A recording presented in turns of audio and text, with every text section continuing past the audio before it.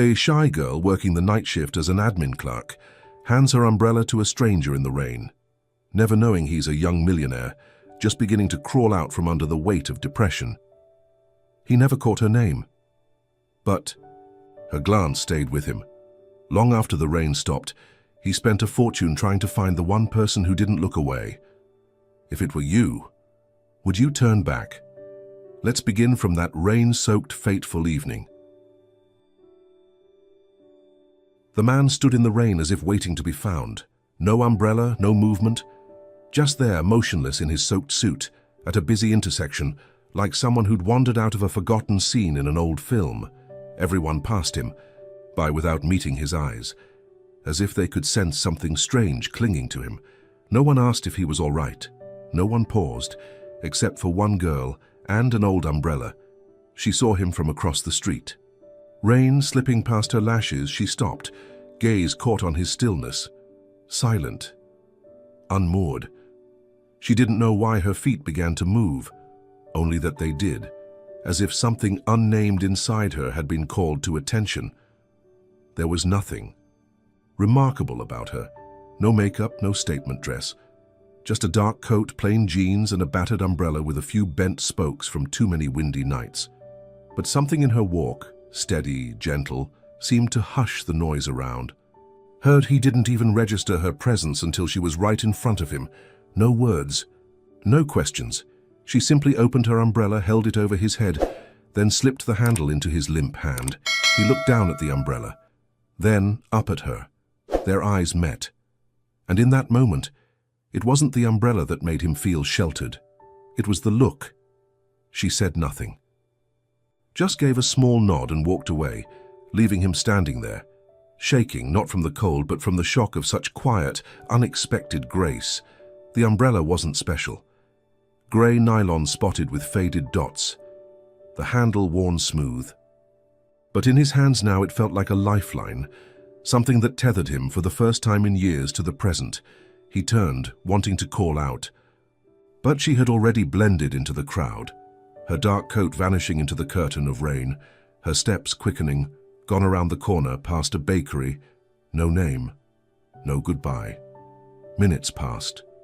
Still he stood there, umbrella in hand, holding on to the only proof that it had happened. The rain kept falling, but something inside him had shifted. It wasn't romance, not a sudden thunderbolt of love. It was something quieter, stranger, a sense that he'd been given something and didn't know how to give anything back. He didn't know. Who she was is where she came from. But the girl with the umbrella had given him what no one else had in years, the feeling of being truly seen. That night, he came home with the umbrella in hand. He didn't dry it, didn't open it again. He placed it on the table under the warm golden glow of his desk lamp. It stayed there, still wet, still real. He couldn't sleep. The next day he returned to the same intersection. Same time, same place, holding the umbrella, standing in the rain, but she didn't come. He asked nearby vendors, described her, a girl in a dark coat. Could have been anyone. No one remembered, and then something began to change. He, an executive with a schedule packed to the second, spent the following day wandering streets, turning down side roads, scanning crowds. Not because he was curious, but because, in that briefest of moments, something had touched the part of him no one had reached in a very long time. A week later, he posted online, "Very simple message. To the girl who gave me her umbrella and walked away. If you're reading this, that you made me feel seen, and that means more than you could imagine." Attached was a photo of the umbrella. He didn't expect much, but overnight the post was shared thousands of times. People started calling her the umbrella girl. Still, she didn't come forward. He stood alone beneath the umbrella she'd left him. No name. No way to find her. Except for one thing, he'd decided he would, no matter how wide the world was. She didn't give me her name, just her umbrella. But somehow, I think that was more than enough. He didn't know how long he'd been sitting there staring at the umbrella on his desk. The apartment at night was quiet. Too quiet. Only the low hum of the air conditioner filled the space, a sound he once found soothing. Now, it only made the room colder. The umbrella sat where he had placed it since that rainy day. It had dried but still held the faint scent of damp air and of someone's hair. Barely there, but enough to pull him back again and again. He had forgotten hundreds of faces in his life. None of them ever stayed more than 5 minutes in his memory. But her, the girl with no name, no words, had stilled the entire world with just a look. The next morning he walked into his office as usual, his appearance flawless. But anyone paying close attention would have seen it. Something in his eyes had changed. It was still him. Tailored suit, perfect knot in his tie, footsteps even and sure. But behind the eyes an expanding quiet. A hollow that grew by the hour. He called in his personal assistant. She looked at him, hesitant. He didn't explain, just instructed her to retrieve all the surveillance footage from every street. Camera near the intersection, where he'd stood in the rain. Security teams were mobilized, data collected. No reasons were asked. He told them simply, do it. The first clips arrived by late afternoon. Dozens of angles, hours of grainy footage. He scrolled quickly, eyes fixed on the screen, waiting for the moment, like he needed it to prove to himself that she'd been real. And there she was. In a shaky video, raindrops streaking the lens, he saw her emerge from a shop awning, holding the umbrella, crossing the street. Stepping toward him, she reached him, lifted the umbrella, placed it in his hand, and then she was gone. He rewound, zoomed in, brightened the frame, but there were no clues, no license plates, no clear view of her face. Nothing to trace. Still, he saved the frame as if saving a fragile hope. For the next 3 days, he drove alone through the city streets around that corner. No driver, no guards. He wandered into coffee shops, bookstores, old bakeries, anywhere that might have once felt familiar to someone like her. He asked carefully, had anyone seen a girl like that? Long hair? Slightly timid walk? Someone who once gave an umbrella to a stranger and vanished into the rain. The answers were always the same. Not sure, or worse, no one remembers. On the 4th night he dreamed of her. Not her face, not her voice, but she was there, in the rain, holding the umbrella. This time, she didn't hand it to him. She turned her back, walked away. And as he called out, tried to follow, the rain fell harder. Not water, but memories, crashing like a storm. He woke with the back of his neck damp from sweat. A hollow ache where loss usually lives. Except this was a loss of something he never truly had. His oldest friend and longtime business partner finally asked, "What are you doing?" "Chasing a girl who gave you an umbrella." He didn't know how to answer. So he said quietly, "I've never had anyone cover me from the rain. Not literally. I mean, no one has ever stood in front of me, looked at me and decided to give something without wanting anything back." His friend was silent for a moment, then placed a hand on his shoulder. "Then go. Just don't let this make you forget the rest of the world." He hadn't forgotten. But the rest of the world, meetings, numbers, market shifts, had faded into the background. Something deeper was pulling at him. A question that refused to stop echoing, who is she? And the one that kept him awake. If she appeared once, could she still be out there? He hadn't told anyone else, hadn't posted again, hadn't spoken about it. He just searched, quietly, alone, because the one thing he now knew for sure wasn't where she was. It was that he couldn't let this story end with just an umbrella. 3 weeks had passed since the rain. 3 weeks of searching with nothing to show for it, and all he had left was a grainy frame from a security camera, so blurry he had to imagine the contours of her face as if his memory was trying to fill in what the lens could not capture. He had walked every street around that intersection, spoken to shop owners, parking attendants. He even hired a private team, asked them to track anyone who matched her build, her long hair, her quiet gait. The results were meaningless. She could have been a student, an office worker, anyone, or no one at all. Once again, he sat in his apartment staring at the umbrella. There was something beneath that dull nylon surface he couldn't let go of, not because she was beautiful, not because the moment was extraordinary, but because for the first time in his life someone gave without asking. Without framing it as virtue, without staying to see how it landed, she had left only her presence, like a scent in the air, lingering, shapeless but unmistakably there. And then on another sleepless night he opened his laptop. His hands trembled slightly, not from nerves, but because what he was about to do felt entirely out of his control. He opened his personal account. It was a quiet space, used only for a few articles, a handful of photos. He had no large following, no audience waiting for wisdom or story, which is exactly why he chose it. The post was short, no flourish, no embellishment, just the truth laid out like a memory, an umbrella, a girl with no name, a feeling he still couldn't set down. He ended with one line he didn't edit. If you're out there, if you're reading this, please know, you reminded me that kindness still exists. You reminded me what it's like to be seen.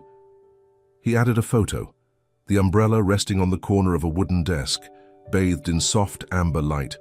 No faces, no identities. Then he clicked post. That was all.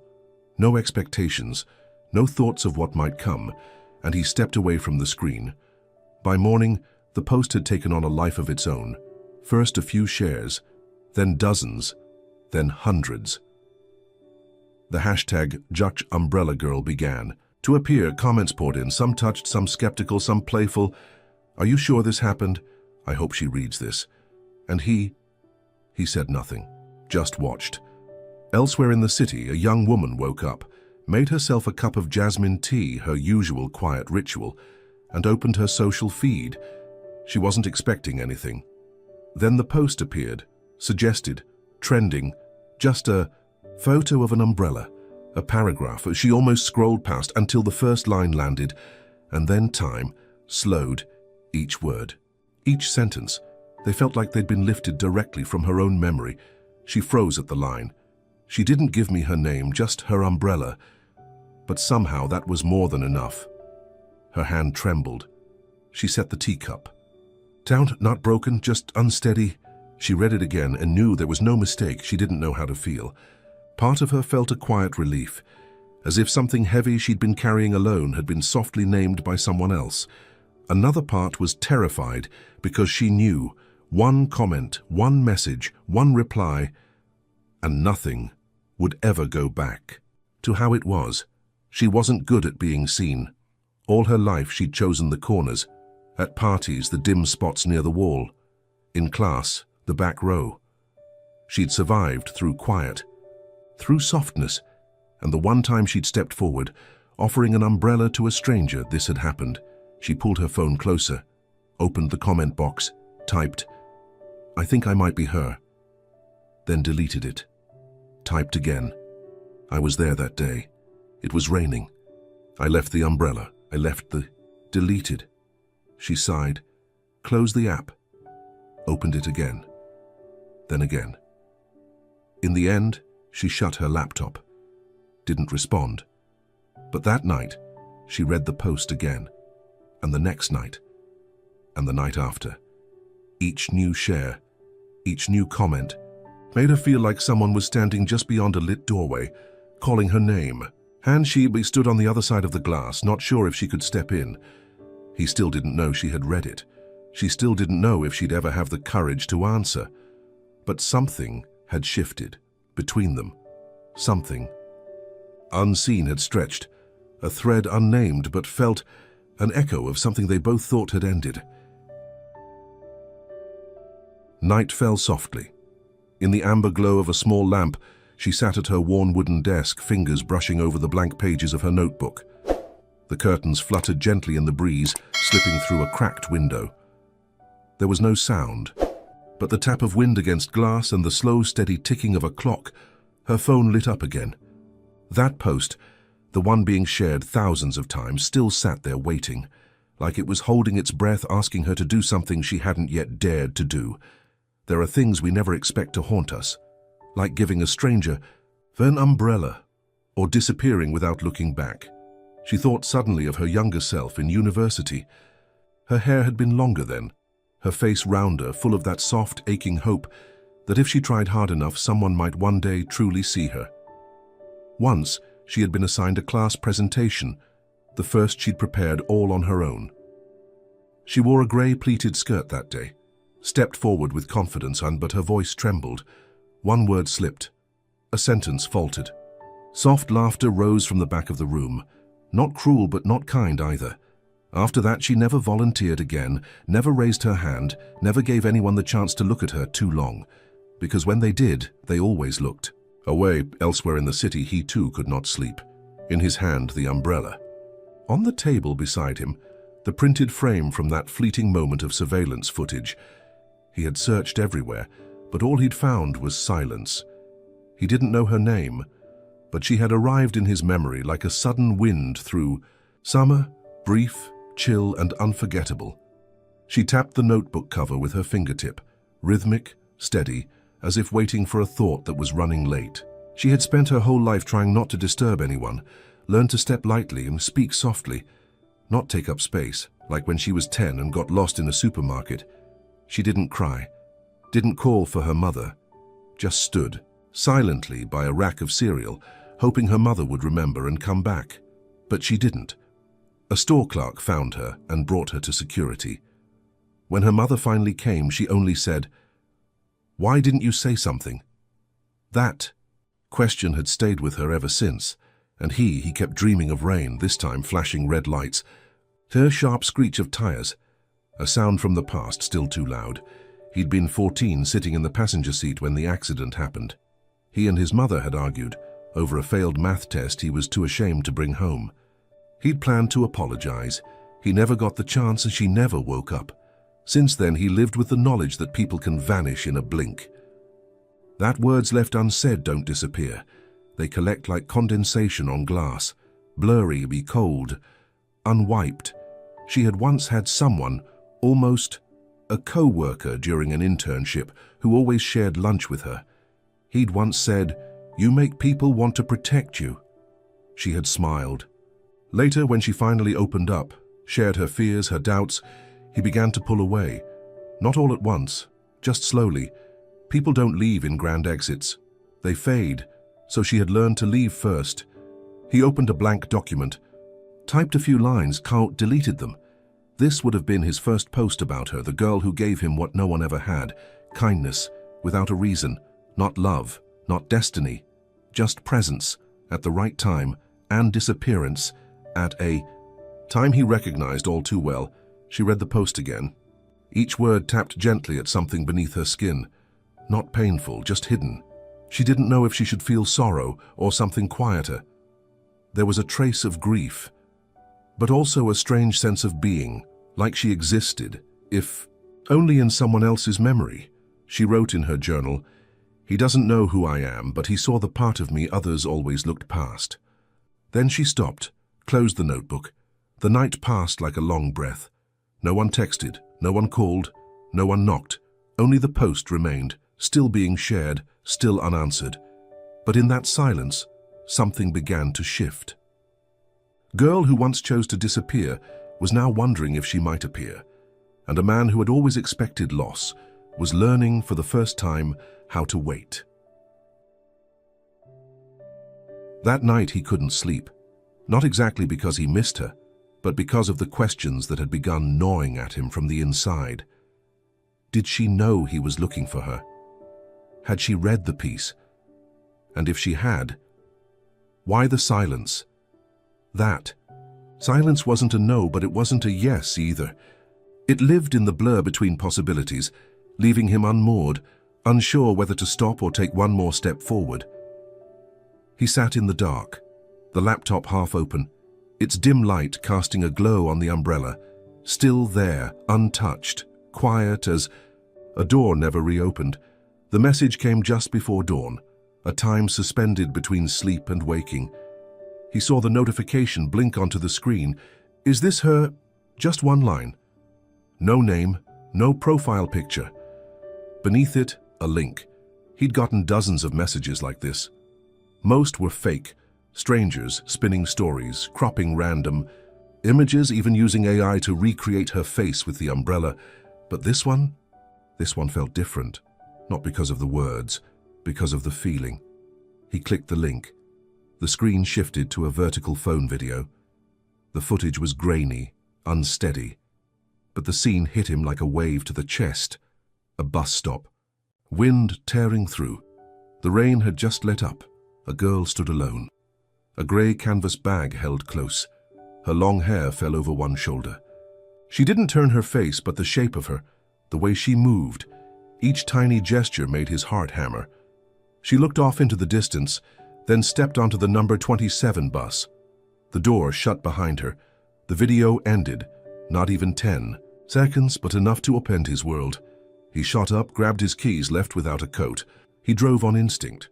Called the number from the video, no answer. Weak signal, just static. Half an hour later, he reached the bus stop. No one there. Just the digital sign counting down to the next arrival. And a faint streak of water on the pavement, like a footprint, still wet. He stood there, breathless and heart pounding. His hands clenched the steering wheel until they turned white. He asked the ticket seller nearby. No one remembered. Just that some girl had boarded a bus half an hour earlier. No one knew her name. No one paid attention. He checked the schedule, tracked the number 27 route, but deep down he knew it was pointless. In a city of millions, a trace like that could lead nowhere.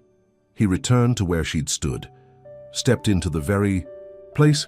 The rain had started again, soft, sparse, like emotions that hadn't yet found names. For the first time in weeks, he felt truly tired. On the way home, he didn't turn on the music, didn't touch the radio. Just let the wind rush through the cracked window. The umbrella sat in the passenger seat. Occasionally it tipped sideways, but he didn't fix it. Let it lie there, just like what he felt inside. Off balance, shapeless. That night, he didn't update the post, didn't check the comments. He just replayed the short clip, over and over each time, trying to catch something the eye might miss. A flicker in her shoulder, the slight nod as she boarded, the delicate way she brushed her hair back. Each detail like proof. It was her. Across the city, she had no idea the video had spread. Didn't know someone was watching her image again and again. She only remembered the light rain, waiting for the bus like any other day, and a man nearby on the phone, his eyes darting, frantic. She had looked at him just for a second, then turned away, because she still wasn't sure if she was ready to be found. The night passed, and for the first time since she vanished into the rain, he felt the distance between them shrink. But maybe that closeness made the pain sharper, so close and then gone again. Though the video lasted less than 10 seconds, he had watched it dozens of times over the past 3 days. Each time, he paused at the moment she stood still at the bus stop, hair falling softly over her shoulder, arms wrapped around a small canvas bag, gaze fixed on something unknowable in the distance. He couldn't see her face clearly, but there was something in the way she stood, in the hush of that frame, that made his heart ache, because he knew it was her. And then she was gone. Again, for 3 weeks after that, he nearly gave up. The calls, the messages from strangers, the countless leads that led nowhere, all of them delivered him back to the beginning. In his apartment, the umbrella remained in its usual spot, now covered in a faint layer of dust, like the grief he still didn't know how to name. He no longer expected anything. Until one rainy afternoon, his assistant forwarded him an invitation to a charity art show. It was being held in a converted warehouse not far from the location in the video. He didn't know why, but he said yes, maybe it was the place. Maybe it was the sliver of him that still held on to the hope, that if she truly was somewhere nearby, there was a chance, however small, that they might walk into the same room, even by accident. And that would be enough. The gallery was raw and quiet, its concrete walls softened by warm yellow light that spilled gently over abstract paintings hung with deliberate asymmetry. Guests wandered softly through the space, sipping wine, exchanging small smiles and murmurs, their voices never rising above the faint jazz playing overhead. He arrived early.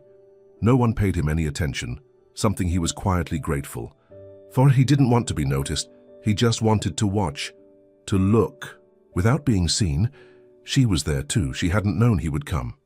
She'd agreed to help a friend with the guest table, assuming it would be the most inconspicuous job, just nodding and smiling, nothing more.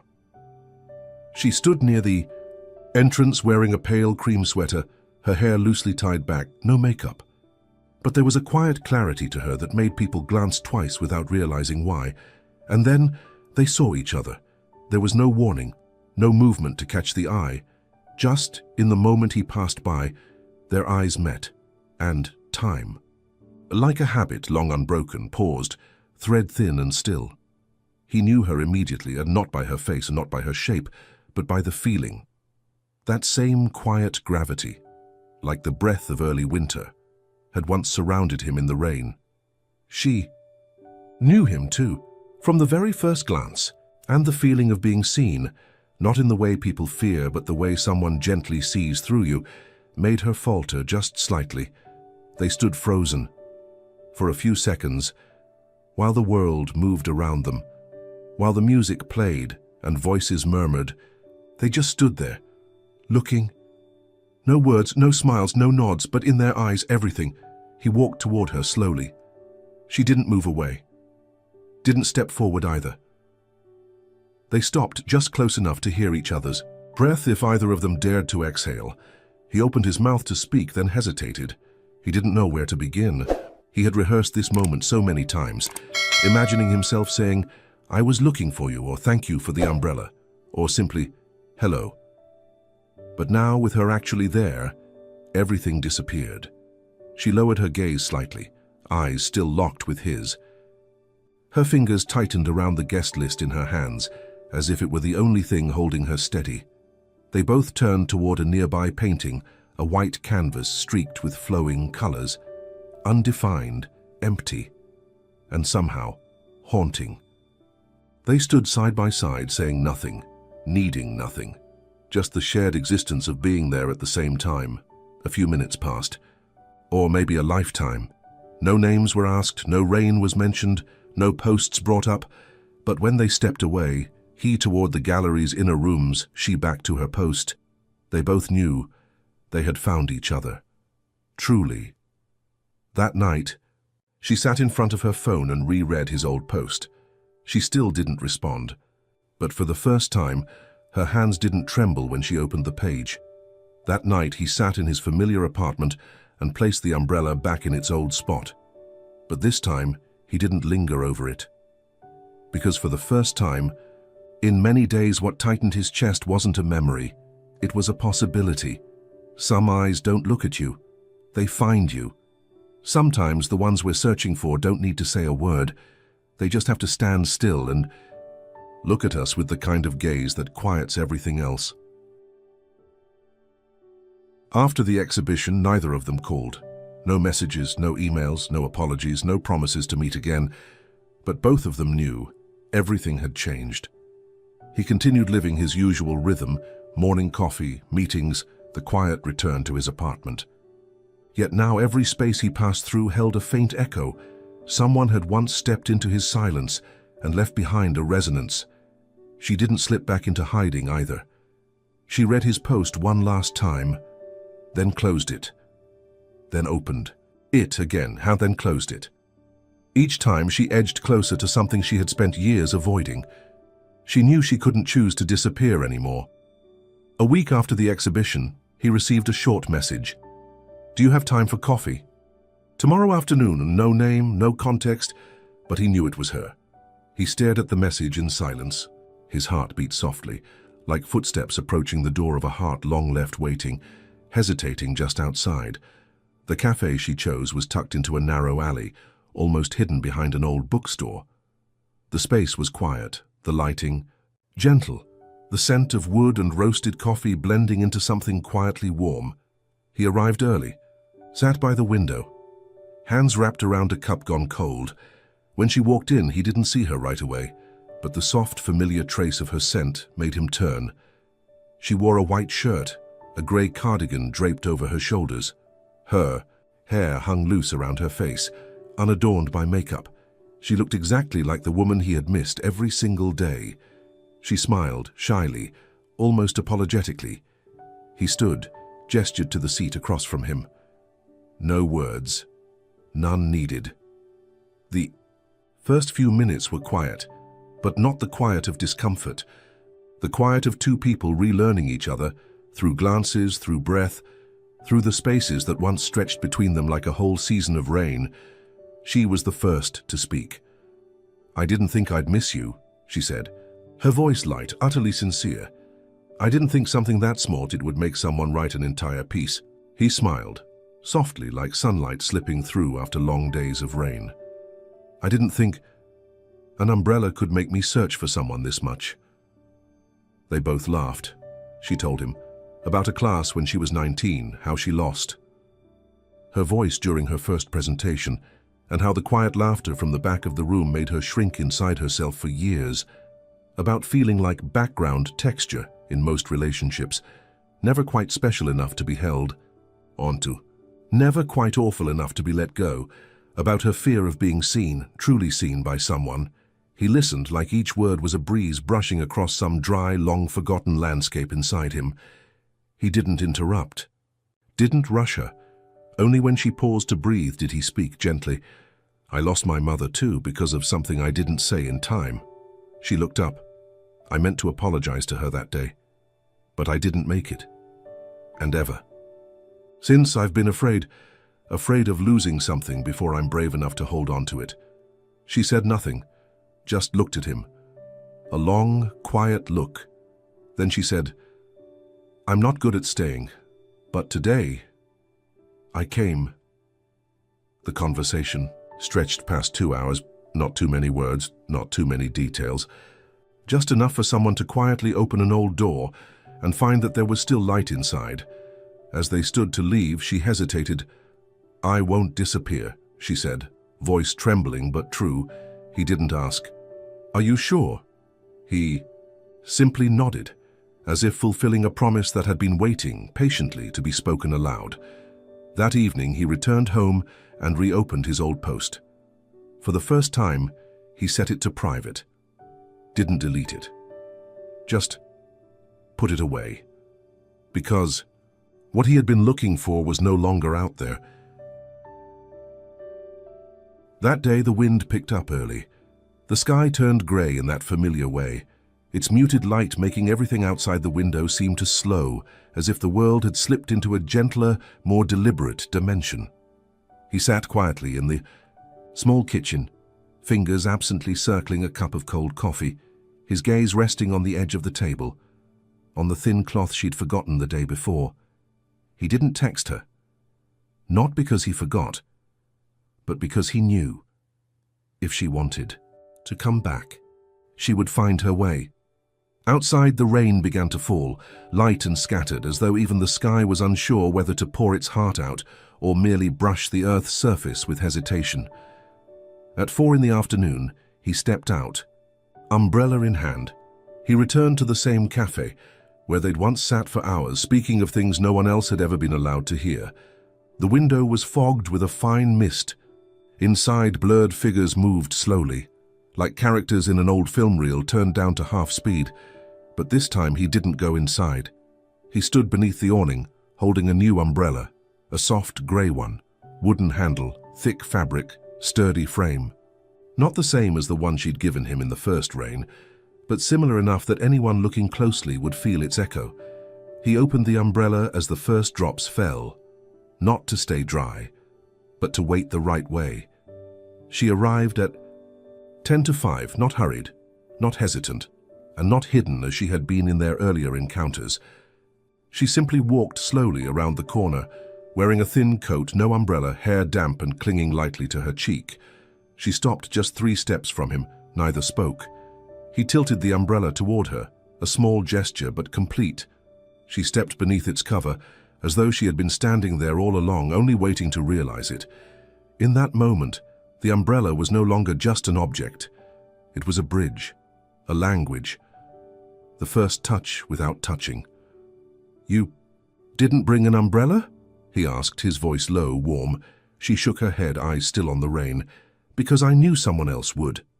The words were soft as breath, yet they melted every last space between them. There was no need to hold hands, No need for an embrace, but something had begun, invisibly, irreversibly. They walked together, no talk of the past, no mention of the aches they'd once carried. Each step stitching something closed, not with thread but with presence. Rain tapped gently against the umbrella, a quiet rhythm like a lullaby. Outside, the world remained loud. But beneath this umbrella there was a small private world, where two people once lost to each other found their way back without asking, "Why did you look for me?" Or, "Did you ever miss me?" That night, back home, he placed the old umbrella, the one she once handed him in the rain, into a wooden box, not to forget, but to keep, because what he carried now was no longer a thing. It was a person who had walked toward him and had not walked away again. It wasn't the umbrella that kept them dry in the rain. It was the warmth between them, the kind that made the cold disappear. Thank you for walking with us to the end of this story. If you've ever felt like the girl, quiet, unseen, alone, or like the boy, trying to hold on to something small because it made you feel alive, then I hope this story has been a little umbrella for you, sheltering you through your own rain. If gentle, lingering love stories like this speak to you, subscribe to the channel so we can meet again in the next quiet journey. Subscribe. Now for more love stories as soft as rain and just as quiet as the heart.